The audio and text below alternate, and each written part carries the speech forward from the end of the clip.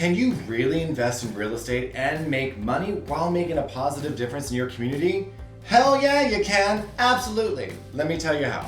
I'm Jacob Jennings, and I'm the founder of the Sherlock Homes Foundation, a 501c3 dedicated to changing the conversation around housing and security for all of us here in America.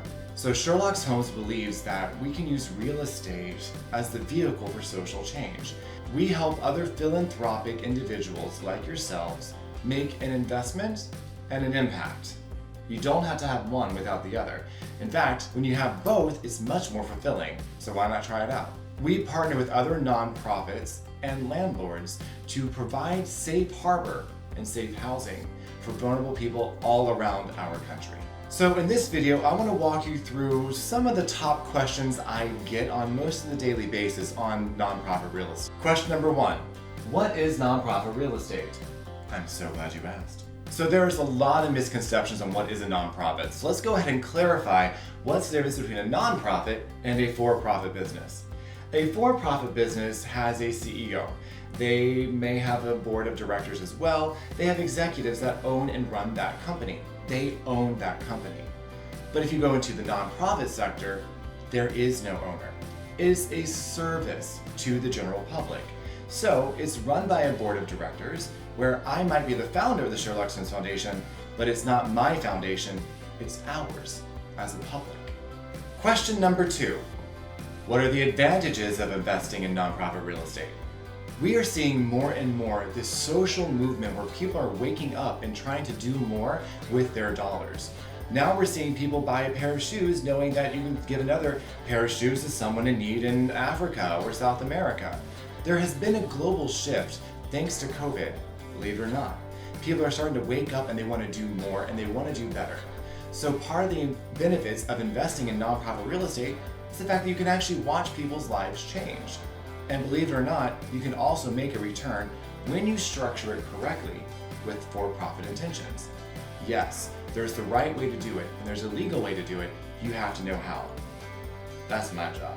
Some of the basic advantages that you can think about are things like selling your home to a nonprofit gives you tax benefits as well as cash at closing. It helps you provide a legacy for your family to actually carry on a mission. It can help you determine what your generational values are, not just generational wealth. Nonprofit real estate can actually provide security for your family long after you pass away by providing jobs and opportunities for your family members long after you're dead. That's something I'm very proud of. But exactly how does that work when you're selling one of your assets, whether it's a car or a house? How does that work? Well, there's a tax code that talks about this. And actually it talks about how you, as a seller, you're also a member of the public. So you're protected as well when you work with a nonprofit that's doing the right thing. Question number 3, where does the money come from and what is it used for? You see, as a 501c3, 1/3 of our operational budget must come from community support so that the government can say, hey, you're actually doing something for the community. They must like what you're doing. You're honoring the mission. Now, what are those funds used for? Well, they're used to acquire properties, sign leases, obtain scholarships for those who need a safe place to stay in our beds. But we have so many resources that we can get it from. You see, if you were a nonprofit and you know how to do this correctly, there are also grants and contracts that allow you to get access to federal funding that will support your program and your operations. There's actually support out there to help you acquire properties, help you finance properties, help you finance your programs, and continue to build your legacy long after 1 property to 10 property to 100 properties. You have to learn how to do it, but it's out there. What are some of the biggest problems nonprofits face when it comes to housing? One of the biggest problems is lack of support from community. Lenders like to see 2 years tax returns, or in our case, nonprofit world, 3 years tax returns. It does make sense, but it doesn't make it easier for nonprofit startups. So what we need is community support from individuals like you.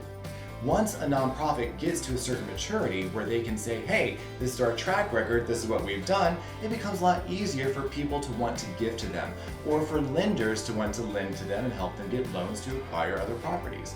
Funding from individuals like you helps us stay alive so we can continue to do our work and what our passion is and what we are put on this earth to do. So, if you wanted to help, you can click on this button here, take you right to our website where you can donate and help Sherlock Homes fight homelessness around our country. I hope you found this interesting, and if you found value in this, please go ahead and hit the subscribe button down below so you know when we are going to release another video. We're going to try to do this weekly so that you can get more and more content and we can continue to serve you and get our message out there so that we can continue to save more lives. So if you have more questions, we will be glad to reach out and see how we can help you and serve you so you can serve your communities. Thank you so much for being here, guys. I can't wait to find out what your questions are, and we're going to make this a much better tomorrow. From my heart to yours, I'm Jacob Jennings, and you are fabulous. Take care, everybody.